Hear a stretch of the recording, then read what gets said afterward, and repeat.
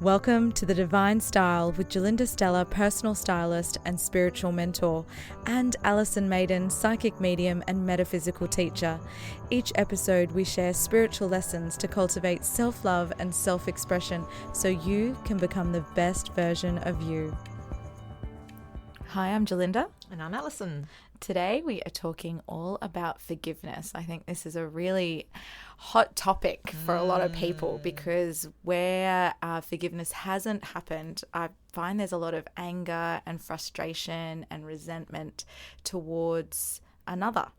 And when we are in a place of unforgiveness, it can make you very, very sick. It can actually, because you're holding on to those negative energies, which, I think Buddha said it's like holding on to a hot coal, when you're angry at somebody else. So it's very true. It's burning you as much as it's, probably hurting them from the feelings they're getting from you. A lot of people talk to me about this subject because when we're going into, looking at their lives and what's happening in their lives, and I say to them, well, you have energetic blocks because, obviously you're holding on to this resentment from the past. Now, it's the past. Let it go, that old saying, let it go. And they're like, well, we can't. I haven't been able to, That's why I'm here. I want you to wave your magic wand over my head and help me to let this go. And so we have to look into this more deeply as to why people hang on to that stuff that's happened to them. What is it that makes it so very important to them that they can't just forgive and let go? I find one reason people hang on to unforgiveness is because they feel that by keeping that person in that position that it won't happen to them again. Mm-hmm. So it's almost like a sense of, well, I'm not going to forgive you because if I do, then you'll do it again to me or somebody else will do something similar. However, forgiveness doesn't work like that. It feels like it, you might get a sense of that, but and again, like you said, it's like drinking, or that saying where they say drinking a cup of poison, it's you that's drinking it. The other person can definitely feel it energetically. And we've spoken before about psychic attack, and being unforgiving is actually also a way of psychically attacking another because you're holding resentment or not goodwill, Yeah, or even physical, because let's face it, sometimes arguments are constant between these people. End up with a pot pan in your face. Yeah, or worse still, people have actually, taken others' lives in a fit of despair, and in that moment, they're not thinking straight. So I think that it's very important to get to the bottom of why, and we always come back to that it's a fear-based thing, Definitely of course. Fear. We are frightened of being hurt again, absolutely. But we can forgive someone and not allow them back in to hurt us again. Definitely. And this is where boundaries, which is another thing I've been learning about much better, because I'm very quick to forgive. However, when I've forgiven in the past, it's almost like I've done it in a way that's condoned bad behavior. And in no way is forgiveness about condoning a bad behavior. It's about releasing yourself from the energetic tie that you have with that particular person, which can actually free you up from them, or it can actually build the relationship, because sometimes we hold on to resentments that actually aren't even a big deal. The amount of times families have pointless fights and for years go by and you hear 20 years and they were fighting over something that no one can even remember, like Romeo and Juliet. Like they don't remember where the fight started. Yeah, and that's so true. I think you've got to look at why you're forgiving someone as well. And let's start with the fact that, some people don't like to be in that discord or the feeling of any dis-ease, between people. And so therefore they will be quick to forgive because they want to be liked again. Yes, the people-pleasing. So it's the people-pleasing stuff. And so therefore they'll sacrifice their own feelings and sometimes even their own self-worth in that process. And if you do that all the time, then you're going to end up feeling like you're worth nothing. And that becomes resentful then. So then we don't just have feelings of unforgiveness, we also have feelings of resentment towards others as well, because why don't you like me? Why am I feeling so low? It all comes from self. It starts with yourself. You must love yourself. You must be able to have enough self-respect, enough love, enough self-worth to be able to, even if there's a tiny bit left in there, to be able to say, hey, this isn't me. You're judging me. This isn't who I am. That's your judgment of me. That's not who I am, right? So taking on board other people's opinions is a big no-no for a start, right? When we can actually truly love ourselves, then we're kind of immune to other people's judgments and other people's opinions on us, because we know that we're good people. We know that we do good. We know that maybe that judgment that they're having is a reflection of how they truly feel about themselves. Yes. Right? And they're starting to put that on you because they want you to back that up. Okay? So that then becomes a self-perpetuating prophecy of them being this horrible person that they think they are. And then you can help them prove it. Yes, through that behaviour. Right. And yourself. So and we do this ourselves. I mean, I know that in the past when I have forgiven over and over again, in definitely relationships, I feel that this is probably the most prominent, where, you know, you might feel like you're the one that's always forgiving, and therefore you're taking on the blame.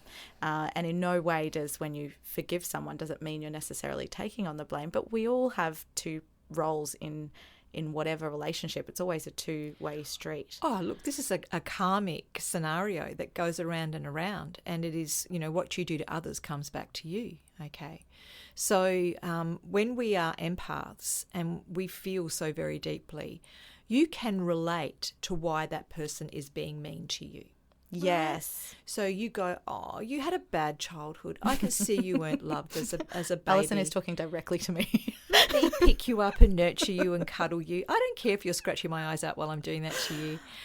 I'll just take that pain because I know how much pain you've been in the past. That's exactly me, because I see the wounds. This is terrible. I know. It's like a mirror right now. We're just doing some therapy here, folks. Thanks, I appreciate just tune in. So it's true though, because when you are empathic, you see why the person is acting in the way they are, and it becomes very easy to forgive. However, like I said before, then I end up becoming the carer and putting my own needs, wants, desires, all of those things aside to help nurture that unconditional love that I have for that other person, with very beautiful rose-coloured glasses. However, I do end up not having the boundaries, therefore end up being mistreated or being taken advantage of. And I think that you got to understand that you're going to attract those people in, okay? If you, and look, I get this all the time with people, empaths and narcissists, they go hand in hand. Okay, the narcissist doesn't have the capacity sometimes, and it is a mental illness. They don't have the capacity sometimes to be able to see how they hurt others with their actions or how they take advantage of other people, because they really don't have a conscience about it. Whereas the empath is over-conscious about everything. And so they kind of fit together like a perfect match, only it becomes a horrible match for the empath because they're constantly being put down and being used, in the relationship as a punching bag, literally. But when people wake up to this and they start to see the pattern and they start to go, oh my gosh, I can see this. And I get this a lot, but I still love them. Yeah, you can love them unconditionally. We can love a lot of people in our lives, but we don't necessarily have to be that punching bag for them. We can love them from a distance. We can give them assistance through other means, other people. Sometimes we might need to give them professional assistance or help them in that way. But we don't have to be that person that's standing in front of them taking that punch every single time. And so I think it's really important to know where your boundaries are. We can forgive them because they're not aware of what they're doing, or they have a mental illness, or their background or their upbringing made them that way. But we don't have to bear the brunt of it. Exactly. One of my favourite, I grew up a Christian, so there are such beautiful stories in the Bible, whether or not you believe in that or not, but one of them is Jesus said, Father, forgive them, for they know not what they do. And often I will repeat that over and over and over, because no one can actually truly understand how much they hurt you. You might think they should know. You might think, how can you not see this? Definitely if somebody's got a mental illness, they're not going to be able to have the same amount of empathy. And also people have such different perspectives. So I really do understand that from such a deep level, that people can never, ever know how much they hurt you, even if you explain it in great detail.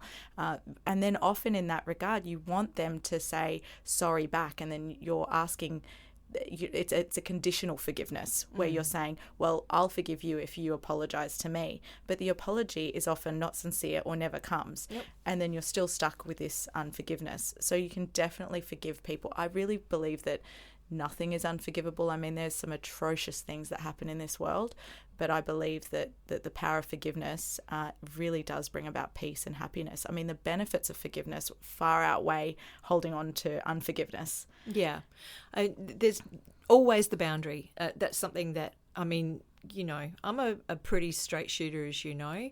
I've done some really interesting jobs in my life where I've had to lock my emotions away. Being a paramedic was one of them, to see the clear picture in front of me, to be able to do my job, to be able to help the people that are in front of me. I think being an empath, because I'm an empath as well, I can feel into the people's emotions, but I don't look at it anymore as oh, come here and let me pat you on the head. I look at it as, I love you unconditionally. I know that you've done some bad things because you've been hurting as a person. Let me help you recognize those things so we can heal this together and you can move on in a more positive way. That is beautiful. And that is a much better way of looking at it. It really is. When you think about somebody else, instead of just, you know, forgiving over and over for the same thing, that's when you want to start looking at, okay, where are my boundaries down? Where am I, you know, where is this unconditional love actually affecting, you know, my well-being? Because the empaths listening, they'll be 100% knowing exactly what's going on with this conversation. Yeah. I think too, being an empath can actually put you in a position of victimness, because you will tend to go into that victim mentality of, why me? Why am I always feeling everyone's emotions? Oh my God, it's terrible. I wish I wasn't like this. You know, I've done this. It's like, why do I feel like I'm always the one sacrificing myself for other people's needs? Because you're doing it. Because I keep doing it. Because you're doing it to yourself. Because I'm choosing to do it. You can still be an empath and have all of those gifts and be able to feel without feeling like you have to suffer for it, okay? You can just accept it as a message, like someone actually said to you verbally, hey, this is going on. This is how I'm feeling. And you go, oh, okay. You aren't feeling it at that moment in time, but you're listening to the fact that they're feeling it. You can still do that as an empath. You don't have to go into the actual feeling of it as your own or take it on board as yours. It's just a message. It's all it is. So when you get that message, it's up to you to then go, oh, they're feeling like that. I wonder what I can do to help them. I wonder what I can say. Or maybe if I'm out of my depth, I wonder who I can send them to who might be able to help them. Definitely. I think the other thing to remember too, a lot of forgiveness or a lot of unforgiveness stems from our own unforgiveness, the forgiveness that we haven't given to ourselves. Yeah. And once we are able to forgive others, it becomes very, very easy to forgive yourself. I know there's some methods that I've done in the past that I've found really beneficial, which is writing out. So I write, I forgive you for, and I list out all the things that person may have done to me or that I feel that they've done to me, and then I'll write another, please forgive me for, as if I'm writing to that person. These are not to be sent. I usually burn them and release them to the universe, and although sometimes it does give you the courage to be able to go and ask for forgiveness if you feel you've done something or you've wronged someone as well.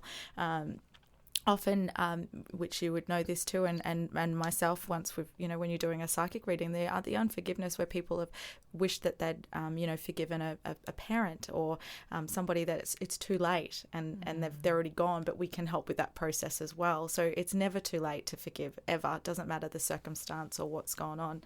And the other type of forgiveness I find, other than where it's to the other person or to yourself, is that sense of that unconditional forgiveness, which is often what we have for our children. They can do anything and we're going to forgive them. We're going to be there. And it might sound quite utopian, but it can be achieved. But I would definitely just start with the those basic steps of, forgive them without the need for them to say sorry, and forgiving yourself for whatever the situation was caused. I mean, my I've spoken about before in my first marriage, he was extremely emotionally abusive, and now I can honestly say 100% that I forgive him completely, and I'm also grateful for the lessons that I learned. And it's a huge shift. Do I want him back in my life? No. Is he involved in my children's life? Unfortunately for them, no, but it could be fortunate as well. So you just never know how those circumstances are going to play out in the future. But I have nothing left but unconditional love for him. Well, that's definitely reaching that point that everyone would like to reach to, I think. And that is something that when you are a caring person, as you are, that can be both a blessing in this way, you know, as well as the curse of the fact that you do take on so much. But, you know, getting those boundaries in place, making sure that you are also thinking about yourself, because, hey, look, it's not selfish to think about yourself. Okay, it's not. We're told from a very young age that we shouldn't be thinking about ourselves. Yes. We're How many programmed times in don't be this. so selfish? It's like it's like a little loop in the brain, isn't it? Yeah, it is, because it's like everyone wants to be liked. Everybody wants to have that. And if you're born into parents that where image is a big important thing, you know, that they need you to be good children so that they're well liked, that they're seen as being good parents, it can actually put a lot of pressure on those kids. I'm not saying children should not have manners or shouldn't be, you know, having their own set of rules or boundaries that should be around them. Of course they should. But it's getting that balance right and understanding that self is so very important, because if you actually have a good self-image where you are liking what you do for others, where you know your soul is good inherently and that you want to help and you want to do the right thing, but you have your boundaries so you won't be used and abused, you are then in a really, really good place to be able to forgive other people for maybe things that they don't understand that they're doing. Yes. And it is this is a lot comes to do with like self-reflection. So looking back and I've recognized within myself that often from an egoic point of view, I've forgiven people because maybe I've seen something within myself that I've done something similar, or, you know, I'm not forgiving from that unconditional place like I spoke about before. I'm almost forgiving in a comparison sort of way. Oh, well, I've done bad things, so I'll forgive you. And it's still ego. It's incredible how it shows up. But none of us are sinless. I mean, yes, we're perfect in so many ways, but we've all done things that I guess that we would like to, you know, it's been a mistake and we'd like to fix them. When it comes to children, like you were saying before, I mean, I've met so many people that grow up saying I'm sorry when there's nothing to be sorry about, because they were told they were always in the wrong. Yep. And you see these patterns, you know, you could be in the supermarket and someone will give you change and say sorry, and you're like, what are you sorry for? You just gave me change. Something really strange happens in those circumstances where you might feel constantly this sense of guilt that no matter how much you try and forgive yourself, that there's still so much there to forgive, like just that underlying, like you said, past lives we've spoken about before that could come through from that way as well. Yeah, the different people I deal with on this one, you know, from programming from childhood. I think we're all born into families that we need to be born into. Believe it or not, we do choose our childhood, we choose our parents. We have got those lessons that come in that are harsh at times. I mean, you know, I had a pretty heavy childhood myself, but I had love. I had intense amounts of love, even though one half of the parenting wasn't great, the other half was more than amazing. And through that love, I learnt that, you know, people can be bad and they can act badly and they can do bad things, but I am so loved and I'm so protected over here, I can look at that objectively. I don't need to take that on board as being my fault.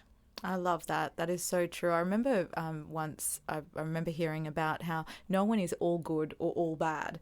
And it's something to remember, because often when we are in that place of unforgiveness, we'll do that to ourselves. So we'll think of ourselves as all bad, or we'll think of another person as all bad. And it really is important to focus on the love and the goodness that is within each of us. And whatever we pay our attention to is what grows. Yeah. Look, there's a divine spark in all of us, unless you're a clone. That's another story. It's another podcast. That is so funny. So some things that can help, definitely, we talk about crystals. There are crystals that will definitely help you find rose quartz, just off the top of my head, because it's definitely love. And well, it's the pink one. It's the one that feeds the heart chakra. Anything pink or green is really great for your heart. So, and there's some really insightful type of books out there, and I mean, you're an avid reader, you love reading, but I think too, I'm not a Buddhist myself, but I do love some of the Buddhist teachings about forgiveness, and I think that getting your hands on anything that Dalai Lama's done some wonderful stuff on forgiveness. Yeah, and it's just a matter of sitting with yourself for a while. Take yourself to a beautiful place. Go to a botanic garden, or go somewhere with green. Go somewhere where there's life all around you, but not necessarily people. Okay. Yes. And then just sit with yourself for a good hour and really look deeply into your own soul and just love yourself. Look at all the positive things about yourself, the good things that you've done. Don't dwell on the stuff that you've done out of anger or resentment or any of the negative emotions. Look at the love within you. And then when you're in fully that love and that feeling of love, then go into the forgiveness aspect from there. Look at the people around you that you may need to forgive, but always put yourself in that place of love first. And it becomes very easy to forgive when you sit there. It does. The other day I was in the car driving, and I just had this thought around how much we push away love, the love of others, when people are trying to love us in whatever form or shape or way they try to do this. And for that moment I thought, I'm going to let every little bit of love that's coming my way into my heart. And as I did this, I actually started shaking, and it was almost it was too much, because I ended up going, oh, this is why, because I haven't been accepting of all of it. I only accepted in little bits. So I think it is definitely something to practice and try to feel what that's like, because everybody has people around them that love them. If you're not feeling it from the immediate surroundings, know that we love you and we'll be sending out love to you. We can do that energetically. Sure will. And all your angels love you. Call on Archangel Sananda, who of course was Jesus Christ when he was here embodied, or call on Christ himself if that's who you identify with. The love that comes from that deity is just beyond. And when you open your heart to him and all the other beautiful deities and angels that are here to love and help us, it just puts you in a whole different place of recognition, not only of yourself but of everyone else on the planet, really. It does. Even when we think of someone like Mary, Mother Mary, I mean, even that mother's love and that compassion that comes through, it's really incredible. And when we talk about Jesus, his biggest message was on forgiveness. That was really all he came here to say. If you just forgive, and you are all forgiven, and you can easily write this out and do this for yourself. Yeah, stop beating yourself up, guys. Yeah. Just love yourself. And to help you with that self-love and forgiveness, Alison and I have included a forgiveness meditation that's about to start right now.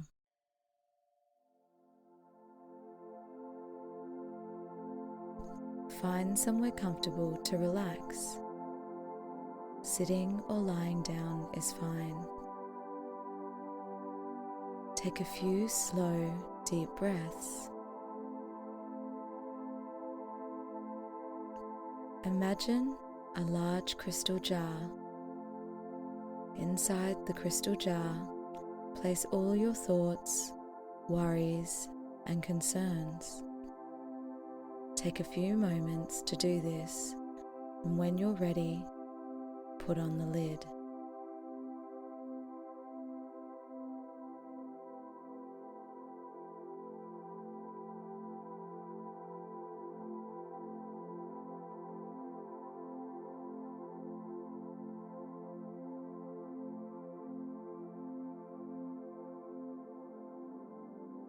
Imagine now you're in a garden. In the garden you see a variety of trees, colourful flowers and lush green grass. Take in all of your surroundings. Feel a gentle breeze blowing on your skin.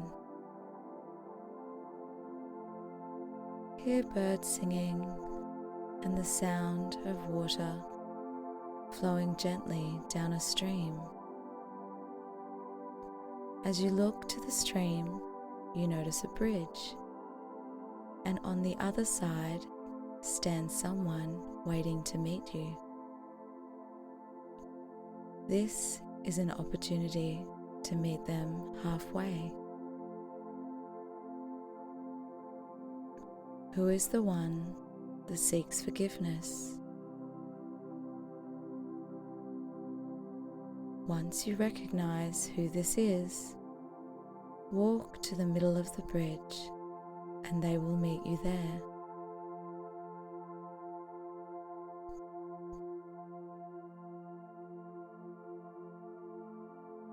Now is the moment to tell them what they did. Explain the circumstances, events, and situation that occurred. This is a safe place to express how their actions made you feel.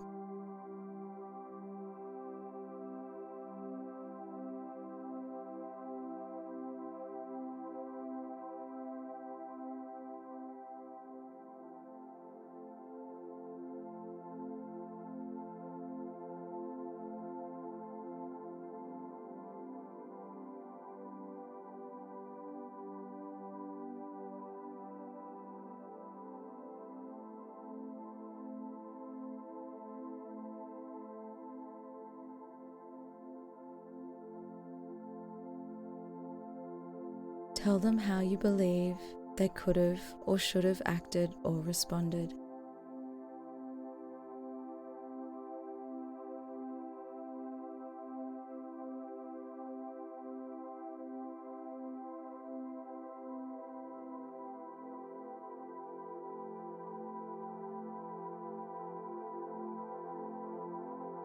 Now it's their turn to share with you their point of view on the situation, how they felt, and how they believe you should have acted or responded.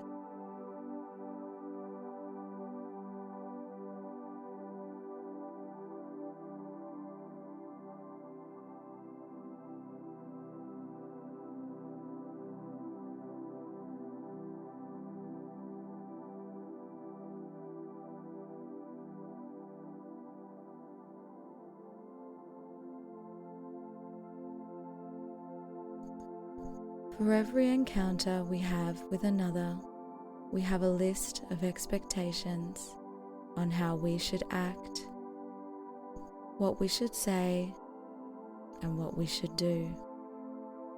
Here, on the bridge, we recognize that we both come from different sides and have different views. However, we all share the same desire: to be loved unconditionally. Forgiveness allows us to lay down our rules, expectations, and judgments. When you're ready to let go of all the frustration, resentment, anger, sadness, and disappointment you feel towards this one, look into their eyes, see the truth of who they are. From your heart, with love, silently say, "While I may never fully understand why you did what you did, or said what you said, and you may never fully understand the pain you caused, I deeply and completely forgive you."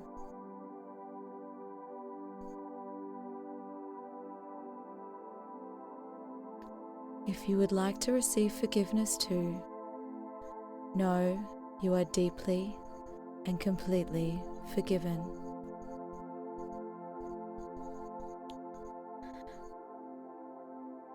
With gratitude, this one looks into your eyes and offers you a gift.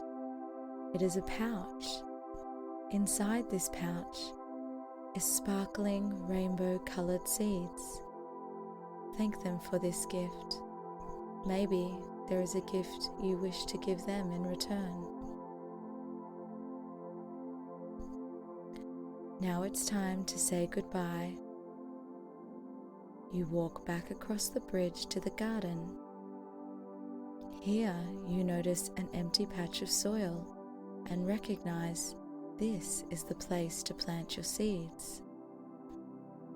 As you begin to plant the seeds in the earth, you understand these are the seeds of forgiveness. The more seeds you plant, the more beautiful this garden, your garden, becomes.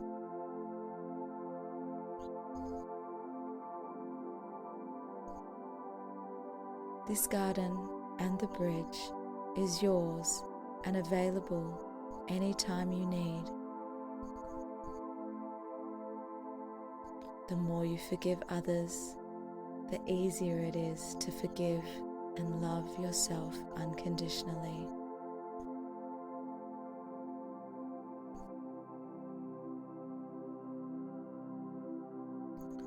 When you are ready, take a few deep breaths and come back to now. Thanks for listening to The Divine Style with Gerlinda, Stella and Alison Maiden. You can ask questions or find out more at gerlinda.com.au or alisonmaiden.com.